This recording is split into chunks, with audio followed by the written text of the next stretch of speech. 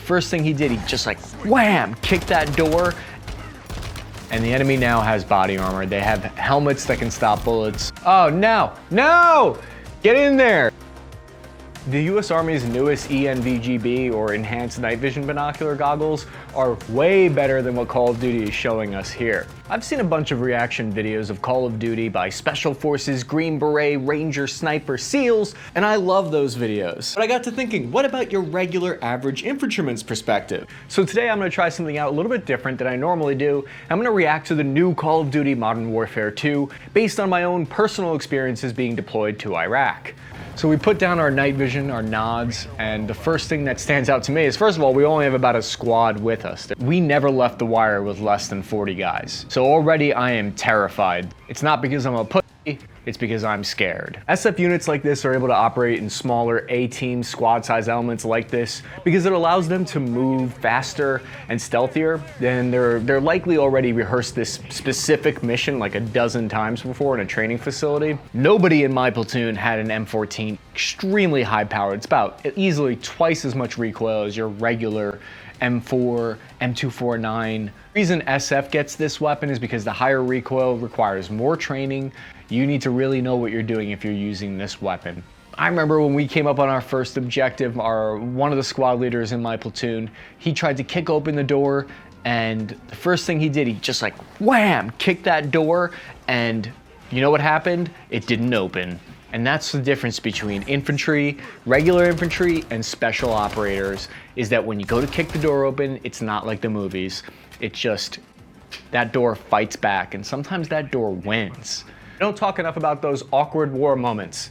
Look how well choreographed this is. Everybody just goes in, they do their job. You only get shot once. As an average infantryman, if I got shot once, I would probably be out of the fight. It's like a ballerina. This is a Chippendales style choreography here. Some regular infantry units in Afghanistan had the M14 EBR Enhanced Battle Rifle. It's actually originally built specifically for SOCOM at the request of the SEALs. So it was originally created for SF units, and then it becomes commonplace in your regular average infantry units 5 to 10 years later. If we're hitting an objective, it is like coordinated chaos. That's what's happening normally. The whole point of this Call of Duty game was to upgrade the equipment to what the military actually uses today, but I feel like they missed the mark a little bit here. US Army's newest ENVGB, or Enhanced Night Vision Binocular Goggles, are way better than what Call of Duty is showing us here. They're a generation behind with this blue tint. It looks like the PSQ-20, that's what replaced the PVS-14 that I used. The ENVGB and the PSQ-20 that they're showing here gives you way better depth perception and sharper resolution than the PVS-14s that I had. And the goggles that I used, I was just stumbling around, reaching out, trying to grab my buddy in front of me to see how far things were away from me. And then my sergeant would turn around and yell, "Stop playing grab ass, Cappy!"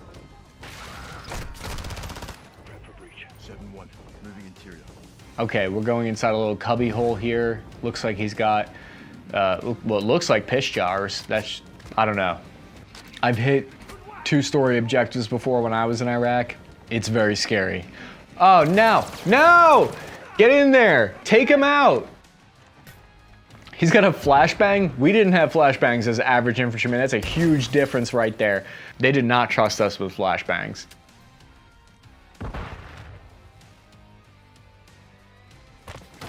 Also, did not know how to do that. When I was in the military, they never taught us how to break somebody's neck. And I kept asking them, I'm like, hey, Sergeant, how do you break somebody's neck? We had shotguns. We would come up on doors and we would usually use the shotguns mainly for breaking open doors. See, I'm not gonna say that I was more squared away or that I'm better than a Special Forces operator, but as soon as we kicked in a door, we would yell, get down, and if we would zip cuff that woman, and we would take her into control. And it's a little bit disappointing that they can't even control this room. They have to shoot everybody in it. Now obviously that's just my dark humor that I use as a coping mechanism. That was a justified shot. You can see that he's using the PEC-15 here, makes a big difference. And it's interesting because we probably wouldn't use that as much today because it gives away your position. If your enemy is also using night vision, they're gonna see that laser pointer. The 7.62 by 51 millimeter this gun fires is very similar to the new weapon that the US Army is using, the NGSW M5. What we should see here is a reticle that shows us where our barrel is pointing on our, superimposed on our night vision goggles. So this way we don't need a green laser pointer at the end of our weapon anymore. But they're gonna attack us as if they are regular infantry, because they're just kind of gonna come at us in waves. Our air support element was called Extreme Element, which kind of reminds me of a frat party flying above overhead. And Special Forces, they need to make use of air assets. They need to, what's called force multipliers. The Army has a couple of words that they love to use. It's kind of like corporate buzz speak. Instead of saying synergy, you said modular. Instead of saying, I'll circle back around, you say, let me call in air support. I don't like that you're using an M4 with iron sights. That's unrealistic. Even your regular average infantryman has some kind of optic, be it red dot, ACOG. You're not gonna be out there with just iron sights. That's ridiculous. So what's happening here is a very important consideration that I don't care if you're a Green Beret Navy SEAL sniper or if you're a number 2 day recruit.